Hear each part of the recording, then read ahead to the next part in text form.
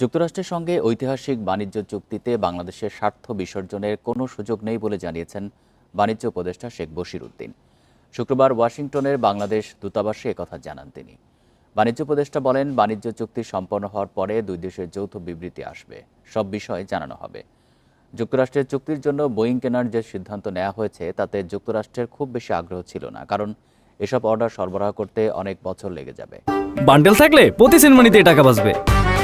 বিকাশ send money bundle কিনে জিতুন প্রতি লেনদেনে। মূলত জ্বালানি ও কৃষি পণ্যের ওপর নির্ভর করে চেষ্টা করা হয়েছে বাণিজ্য ঘাটতি কমিয়ে আনার। যুক্তরাষ্ট্র বাংলাদেশকে যে 20% শুল্ক দিয়েছে, এটার সাফল্য ব্যর্থতা বাণিজ্যিক সক্ষমতার উপরে নির্ভর করবে বলেও জানান বাণিজ্য উপদেষ্টা। আমরা এর থেকে ফল পেতে গেলে আমাদেরকে নিজস্ব সক্ষমতা এবং প্রতিযোগিতাশীলতা, এবং আমি এরকম একটা কথা শুনেছি যে আমাদের এখানে আত্মতুষ্টির কোনো সুযোগ নেই, এবং এই বিষয়ে আমি 100% একমত যে আসলে কোনো অবস্থাতেই আত্মতুষ্টির কোনো সুযোগ নেই।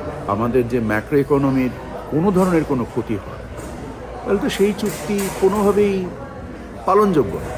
তো এখানে দেশের স্বার্থ বিসর্জনের কোনো সুযোগই আমি দেখছি না।